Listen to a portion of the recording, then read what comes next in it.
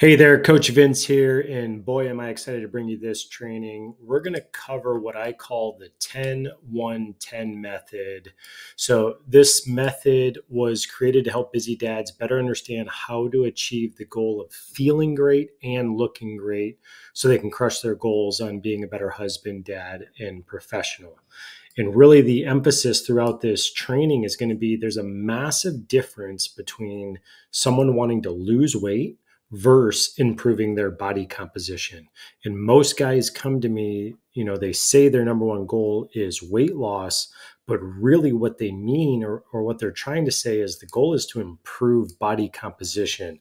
And it's just so important that we understand the difference between the two because the journeys are totally different. What you would do to lose weight is different than what you would do to improve body composition. So I also purposely put feeling great first. If you feel great, it's a whole lot easier to go look great. There are plenty of people that look great, but don't feel great. So our goal first and foremost is to get you feeling great. Once we got you feeling great, getting you to look great is super easy. And that's through improving body composition. So when it comes to losing weight, just having the stupid scale say a smaller number, most likely you're going to be hungry all the time. You're going to take your calories way too low, especially if you follow any of social media or just the general advice given in the mass media. You're going to be hungry all the time because you're going to take your calories too low. You're going to have low energy, once again, because your calories are going to be so low. And because your macronutrients, your protein, carbs, and your fat are not appropriately accounted for, you're basically just going to look like a smaller version of what you currently look like, which part of the reason why you want to lose the weight is so that you look better. You're not going to look better if you just slash your calories. You're just going to look like a smaller version of what you currently look like. So improving body composition is specifically about targeting losing body fat and maintaining or building muscle mass. When you go this route, you are satisfied after meals and can include all your favorite foods and drinks throughout the process as well. One of the questions I ask my clients on a weekly basis is, how many nights did you go to bed hungry? And the goal is for the answer to be 0. Never going to bed hungry, never going hungry. The goal is to be satisfied. Dramatic increase in energy. So because we're eating the right amount of foods in the right order, the energy side of things will go through the roof. So we'll get some blood sugar under control. We'll get some testosterone back up. We'll get some better sleep. All these things will help increase your energy versus just slashing your calories like most diets do when you're just trying to lose weight. And then what I like best is after you get done doing some body composition, you're going to have that athletic look. Muscles are firm and tight, feeling like a younger version of yourself, not just a smaller version of what you currently look like. So here's the blueprint on how we're going to execute the 10-1-10 method. So the first 10 just helps us better understand what our fat loss calories might look like. The 1 stands for helping us better understand how much protein we should be eating on a daily basis. And the last 10 just helps us better understand or wrap our mind around our minimum exercise dose. So let's dive into this. So when it comes to fat loss calories, the first 10, what we're going to do is we're going to take your current body weight, multiply it by 10, and those are your fat loss calories. So if you weigh 230 pounds times 10, that would be 2,300 calories. So you eat your fat loss calories for a week or two. So you'd eat that 2,300 calorie number. If the scale begins to drop, then we're on the right track. Now, I don't want to get this confused. When we're losing weight, especially if you have a lot of body composition, aka you have a lot of body fat that we need to get off of you in order to see that nice athletic look come through, obviously the scale's going to have to go down. So we're using the scale as a tool, not the outcome that we're after. The outcome that we're after is improved body composition. We will use the scale as a tool. So don't get the two confused, please. So if the scale begins to drop, then we're on the right track. If the scale begins dropping by more than 1% of your body weight per week, then what I would consider is bumping your calories up to a multiple of 11 to 13. So instead of using the multiple of 10, we would use a multiple of 11 to 13.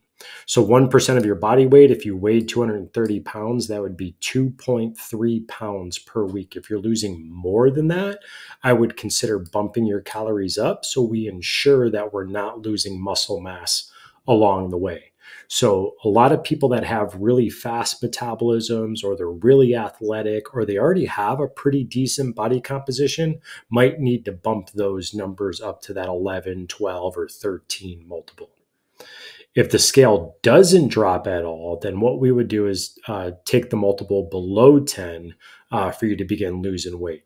So then I would consider going through a metabolic reset. Is I wouldn't go too much lower than 8, 9 would be like the lowest I would want to go. But just to let you know, it's pretty common if you're a chronic dieter, you've been yo-yoing up and down the majority of your life, there's a really good chance that your metabolic rate is below a 10, which, like I said, we'd want to consider going through a metabolic reset. So this process is relatively simple, and the goal is to keep your metabolism firing on all cylinders so fat loss can happen much smoother. So basically what we would do is we would bump your calories up to maintenance calories, so you wouldn't be losing any body fat for about 1 to 4 weeks, while we improve some lifestyle things that will help getting your metabolism back up to running.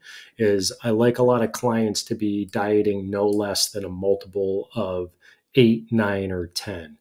So with that being said, the goal is always to eat the most amount of food while continuing to drop the scale. This is how you lose body fat while maintaining or building muscle mass. Your ability to maintain muscle mass throughout the process will be the biggest indicator on your ability to keep the weight off for good. Let me read that again. Your ability to maintain muscle mass throughout the process will be the biggest indicator on your ability to keep the weight off. Got to keep muscle mass. So this is super counterintuitive. Is my goal is to allow you to eat the most amount of food. Most people, when they diet, they massively restrict. And if you're familiar with the show The Biggest Loser, they absolutely slashed all of their calories, had them exercise for hours a day. And of course, they did lose weight, but unfortunately, they lost a lot of muscle mass along the way. That's why The Biggest Loser had 17 seasons, but 0, big goose egg, reunion shows, because nobody kept the weight off long term. They all regained their weight back. So my goal is not to starve you, but to feed you the most amount of food possible. That's why it's important to use the highest multiple possible. 10, 11, 12. Man, if you can lose body fat at a 13, your metabolism is cruising and just makes the process a whole lot easier. So let's talk about breaking up calories throughout the day. So hypothetically, if you're eating 2,300 calories, that's roughly 600 calories if you're eating 4 times a day. So if you're someone who enjoys eating more food later on in the evening, what I would consider is just, if you're eating 4 meals, consider having a lighter breakfast and lunch. So that way your after work and your dinner can be higher calories. So that's another word. Another word for that is just called calorie cycling. So some people like to break their day up, having lower calories in the morning so they can have more calories in the evening. Calorie cycling is basically like a Monday through Thursday or a Monday through Friday. You keep your calories a smudge below the 2,300. So that way on Friday, Saturday, Sunday, you can have your calories higher than 2,300. As long as your calories throughout the week average out to that 2,300 or your multiple of 10, then you're most likely losing body fat. So calorie cycling is super popular to help account for the weekends and things being a little less rigid, a little less routine, and more likely to go out to eat or have some drinks with friends. I also want to mention taking a diet break. Diet breaks are super important in your journey, especially if you have a lot of weight to lose. I totally get it. The moment you decide you want to lose a lot of weight, man, you want to lose it quickly and you want it gone forever. But if you do have a lot of weight to lose, I would consider, because we are feeding you the most amount of calories possible, the process will be a little bit slower, but you keeping the results will be a lot longer. So you just got to flip your mindset around the results that you really want. If you want fast weight loss, just go rent The Biggest Loser. They'll teach you how to lose it, but you're going to gain it all back quickly. What we need to do is wrap our mind around keeping the weight off forever. That's the real goal. So throughout our process, taking a diet break is what that means is you would do your fat loss calories for 12 to 16 weeks, and then you would take a 1 to 4 week break, bumping your calories up slightly. Not that you're gaining fat, just bumping your calories up slightly to what we call maintenance calories.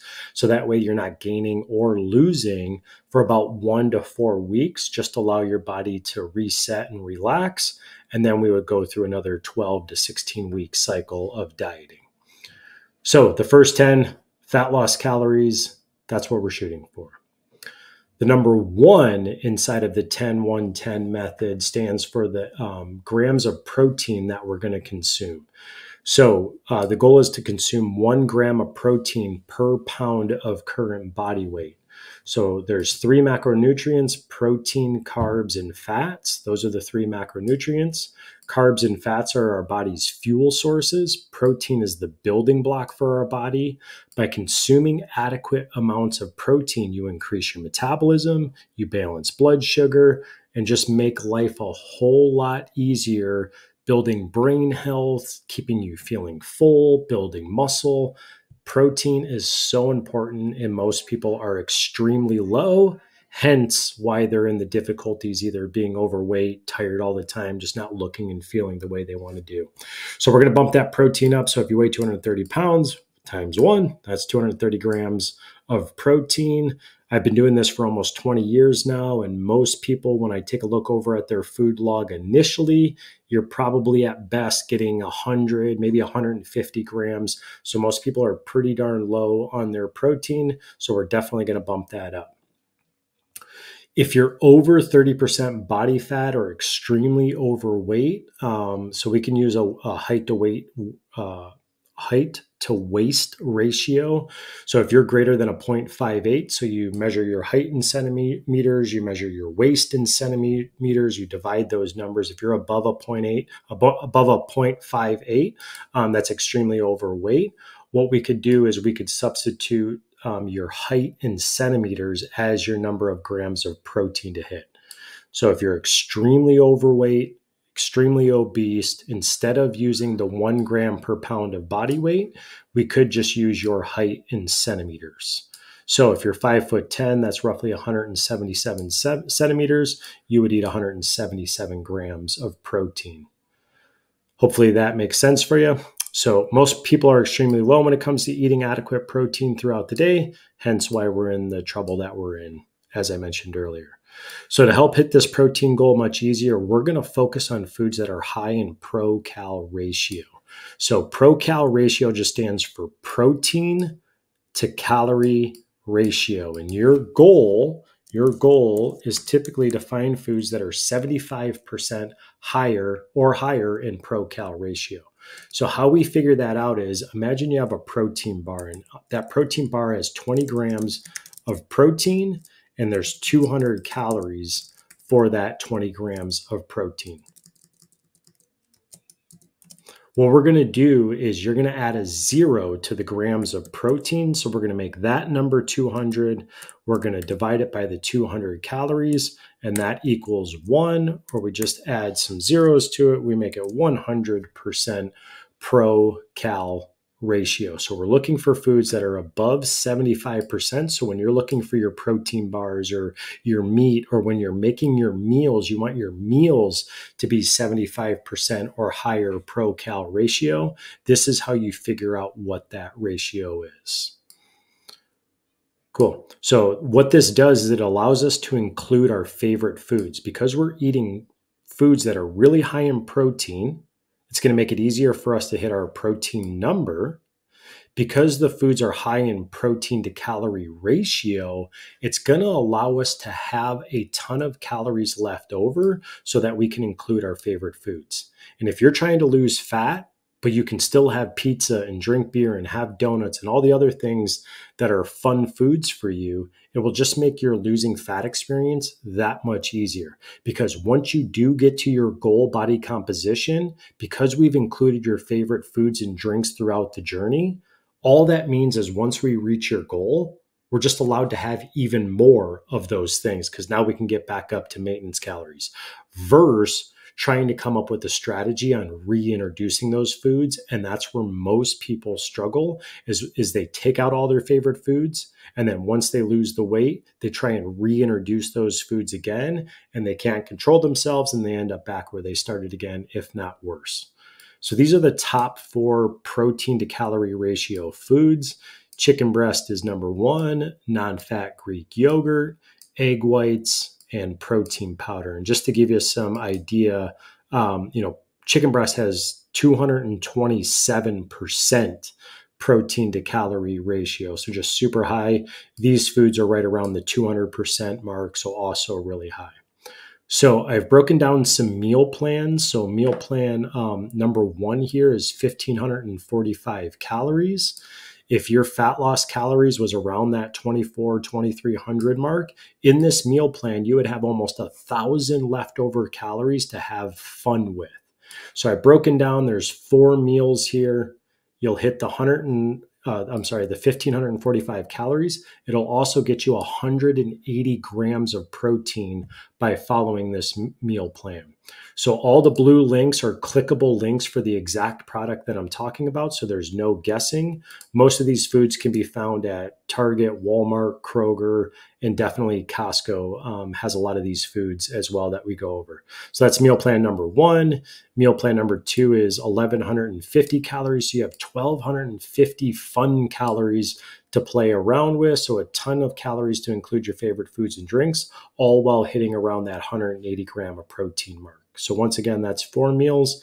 And then the last one here is also 4 meals, comes in at 1,210 calories. So once again, you have nearly 1,200 calories of fun food and drinks if your fat loss calories are at 2,400.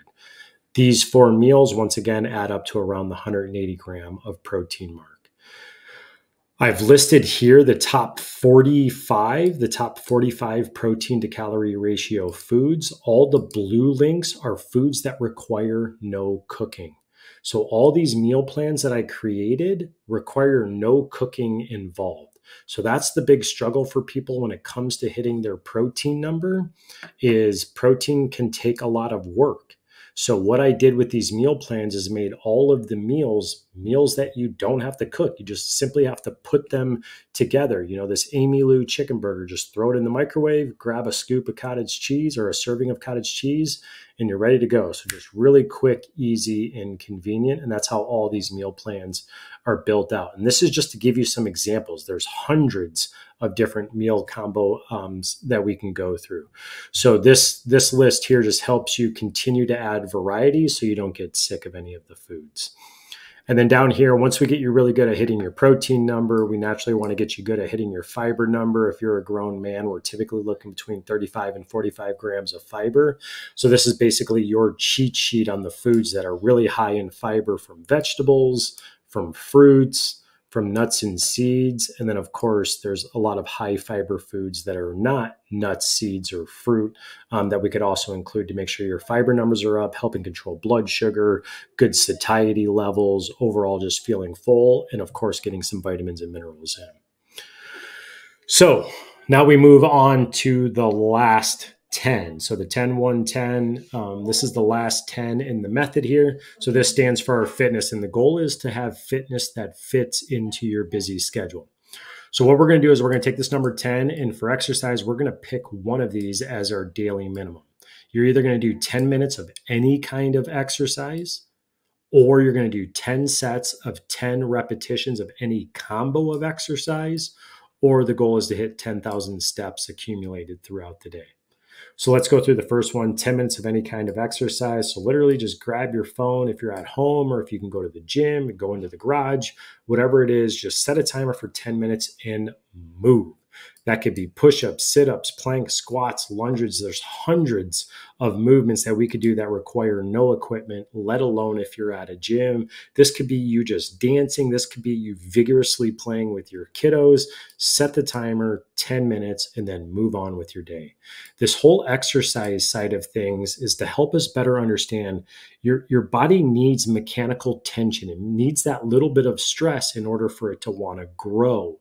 So we have to do something regularly if we're going to get our muscles to want to grow. So that way we can build muscle and lose body fat. Now, unfortunately, as most people go to one extreme or the other, they either do the hardcore exercising, they're at the gym for an hour or two, or they do nothing. This is just meant to bridge the gap, because goal is to keep the weight off forever. Goal is to stay fit forever. So this is meant to bridge the gap. So of course, if you could have a formal workout plan and you could get in there for 30 minutes with some structure, that would be awesome. But this is just to help bridge that gap on getting in and at least providing some tension for your body to want to grow despite having a really busy schedule. So the 10-minute timer, set the timer, do whatever, don't overthink it. Another option could be is you could do 2 sets of Tabata. So Tabata is something that I talk a lot about in my program, super effective way of working out. So Tabata is 20 seconds of work followed by 10 seconds of rest, and you'll do that for 8 sets. So that's a total of 4 minutes to complete all 8 of those sets. So you could pick something like do Tabata push-ups.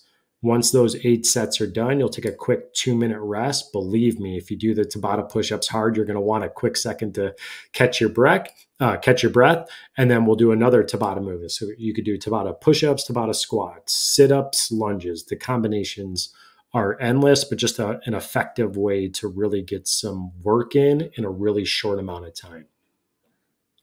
Option number 2 is doing 10 sets of 10 reps. So this is especially for people that go to the gym and they just struggle, man, I don't know what to do. So I just don't want you to overthink this. So I'm going to provide a bunch of examples, but throughout this process, don't overthink it. So what you're going to do is you're going to pick one of the 3 set options. Depending on the set options, you'll pick different movements for those. You'll pick different exercises depending on how many options you have. From there, we'll choose to work muscle groups or functional movements. Preferably, you're choosing movements that you feel comfortable challenging yourself with 10 reps, i.e. with dumbbells, barbells, kettlebells, machines. So the goal with the 10 reps is like, we want to challenge ourselves. If the 10 reps is really easy for you to do, that's an indicator to add on some weight. If the 10 reps are really hard and you don't make it to 10, that's a good indicator to decrease the weight. So what I love about the 10 reps is it's right in that kind of sweet spot for building muscle. When we go much lower than that, we're just building strength. When we go much higher than that, we're building endurance, which all of those are good. Building strength, size, and endurance are all awesome, but I like the hypertrophy side of things. So around that 10 to 15 rep range, really great for building the muscle up. So the set option, so I've listed 3 set options to get your 10 sets of 10 reps. So we could just pick 2 movements. You'll do 5 sets of one movement at 10 reps, and you'll do 5 sets of another movement at 10 reps. And I call this a superset. Is what we're going to do is you're going to do like, maybe it's bench press, and we're going to do a pulling movement. So we'll do some pull downs.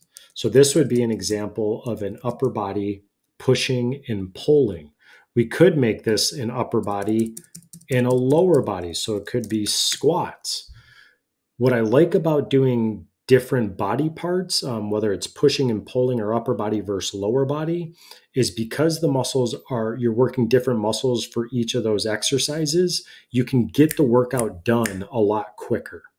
So all about speed. We got to get back to our busy schedules. Of course, if we could spend all day in the gym, that's where I'd love to be as well, but it's just not the reality. So pick the superset option. You can pick the tri-set, so 3 sets of 10. So this could be like an upper body, lower body, and a core. So this could be the bench press, squats, and sit-ups. Or you could pick the double superset. So first one would be 3 sets of 10. Second one would be 2 sets of 10 to get your 10 sets of 10 reps in. You can easily get this done in under 30 minutes. Get into the gym and get out. So as far as muscle groups go, so we got 8 different muscle groups we could easily train. As far as functional movements go, we have 6 different functional movements: upper push, pull, squat, lunge, bend, and core. And I just listed basically what those functional patterns are typically building or working on. So that takes care of, we got one more. We got, sorry, just lost my track here. So, and then now we just need to finish with the 10K steps.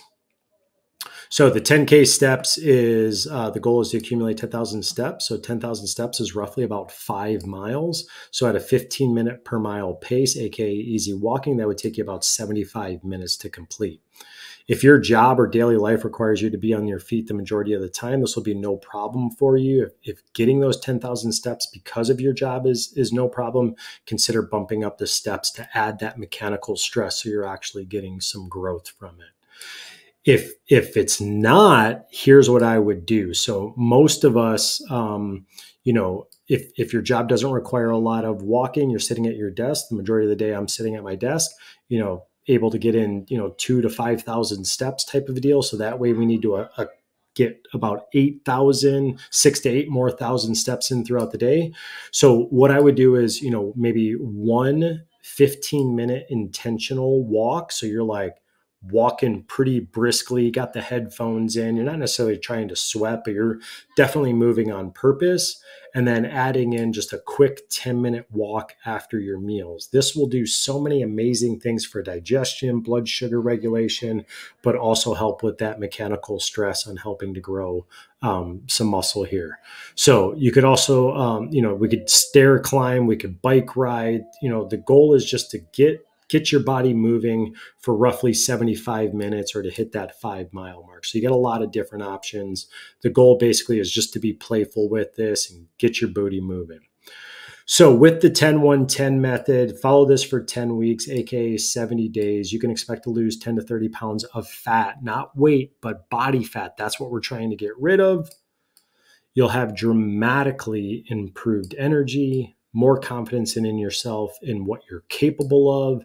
And my hope is that you would use this new lifestyle, energy, and confidence to influence your wife, your kiddos, to protect and prioritize their health so they can find out what they're capable of and positively influence others. So set the calendar, 10 weeks, follow the 10-1-10. Life will be changed. At first, you'll have to make some changes to make the calories work, to make the protein work. But what you're going to find out is you're actually eating a lot of food and you're actually going to feel really good. And because the exercise is, I'm not asking much out of you, maybe, 30 minutes max out of you per day. I'm just not asking a ton out of you as far as exercise as well. And as we know, exercising is the hardest thing to do is to get started. But once you get done, you feel like $1,000,000. So I'm just pushing you to get used to feeling like $1,000,000. We just need you to do it. So I'm taking the barrier of entry really low, 10 minutes a day at minimum. Cool. So hope this helps. If you have any questions, if you want this document, it'll be linked below. Hope it helps. Now it's time to go do the work.